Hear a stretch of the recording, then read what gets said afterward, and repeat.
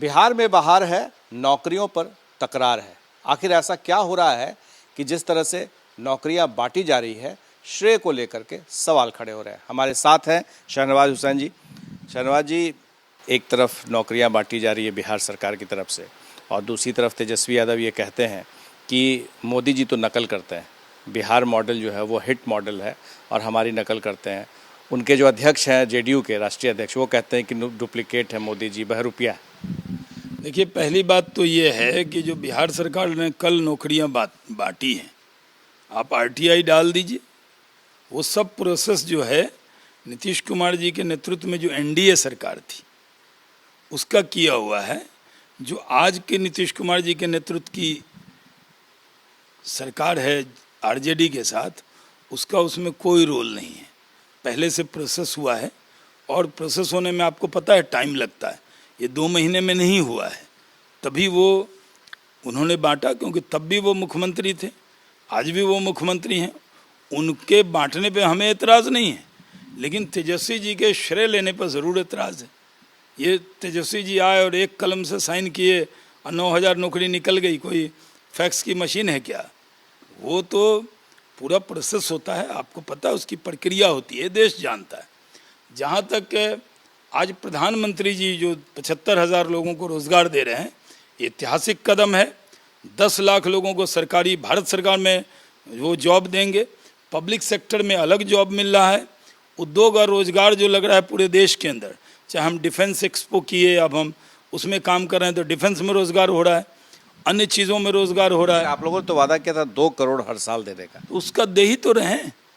ये जो हमने रोज़गार की बात की थी, सरकारी नौकरी की नहीं की थी। सरकारी नौकरी जितनी है भारत सरकार में, उसमें कोई पद खाली नहीं रख रहे। एक मिशन मोड में हमारी सरकार काम कर रही है, और आज वो काम हो रहा है।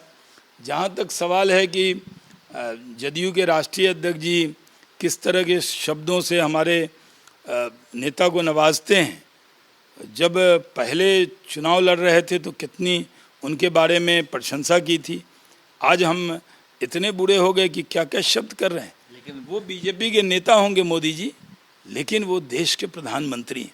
अपने देश के प्रधानमंत्री का अपमान मत कीजिए। आप बीजेपी के नेता को जितनी गाली देना हो दीजिए, लेकिन अपने देश के प्रधानमंत्री पे, जिनके नाम पे जीत के आए हैं, उनको गालियां देना ये आपका संस्कार होगा। जो कोई संवैधानिक पद पे बैठा होता है, प्रधानमंत्री, मुख्यमंत्री, उनके बारे में शब्दों को बोलते वक्त थोड़ा तौल के बोलना चाहिए। नसीहत जरूर दे रहे हैं, लेकिन राजनीति में कहा जाता है कि कभी भी कुछ भी हो सकता है। जीतन राम मांझी कभी वाणी संयम तोड़ा है, लेकिन जीतन राम मांझी कह रहे हैं कि अगर नीतीश कुमार फिर से बीजेपी में जाते हैं या कोई राज्य हित पे फैसला लेते हैं, कोई भी फैसला लेते हैं इधर उधर जाने का, तो उनके साथ वो रहेंगे। तो क्या लग रहा है कि फिर से कुछ बात बनेगी?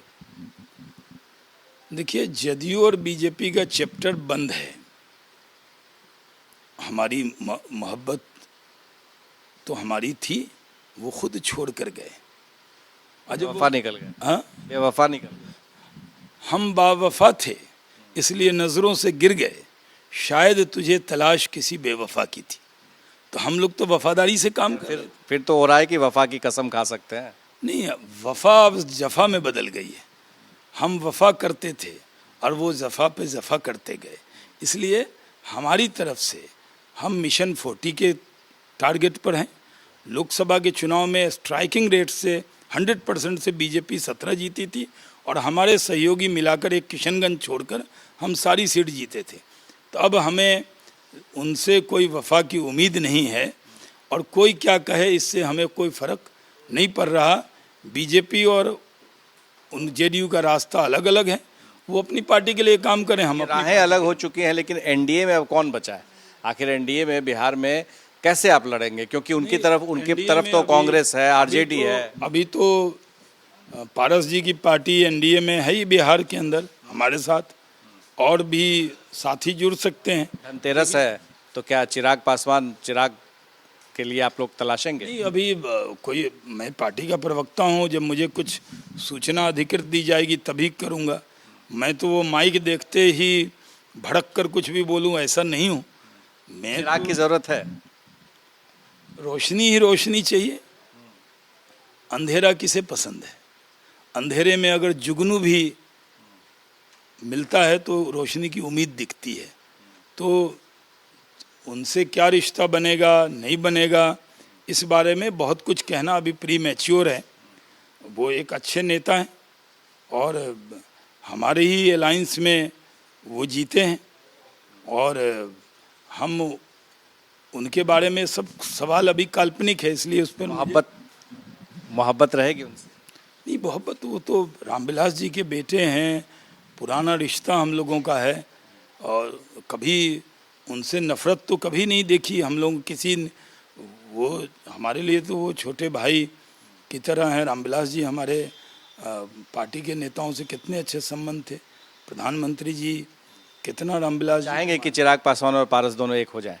नहीं, देखिए मैं इस पर अभी कुछ भी बोलने के लिए अधिकृत नहीं हूँ, इसलिए मैं इस पर कोई टिप्पणी नहीं। प्रशांत किशोर कह रहे हैं बार बार कि नीतीश कुमार ने हमेशा दरवाज़ा खोल रखा और एक साथ दो राजनीति करते हैं। एक तरफ हरिवंश जी वहाँ पर राज्यसभा में सांसद हैं और सभापति भी हैं और उनको वो इस्तीफा नहीं दिलवा रहे हैं, तो कहीं ना कहीं बीजेपी के साथ इनकी बोनहोमी दिख रही है। देखिए, प्रशांत किशोर जी क्या कह रहे हैं ये उनका बयान है, लेकिन बीजेपी और जेडीयू का राह अलग अलग है। अब हाँ, ऐसे टी पॉइंट पे खड़े हैं जहाँ रास्ता एकदम अलग है। हरिवंश जी पर क्या राय है आपकी? हरिवंश जी एक अच्छे नेता हैं और प्रधानमंत्री जी ने खुद ही उनकी प्रशंसा की है, अच्छे से हाउस चला रहे हैं और उपसभापति इस्तीफा की कोई बात नहीं हो रही। वो कोई पार्टी के पद पे थोड़ी हैं, वो तो राज्यसभा की जिम्मेदारी निभा रहे हैं, डिप्टी चेयरमैन के नाते काम कर रहे हैं। कांग्रेस के भी कई लोग रहे उस पद पे। प्रशांत किशोर नहीं रहे हैं कांग्रेस के नेता। प्रशांत किशोर एक बात कह रहे हैं कि जो राज्य 26 एमपी देता है उसके यहाँ सारी फैक्ट्रियाँ लगती हैं, उसके यहाँ सब कुछ होता है।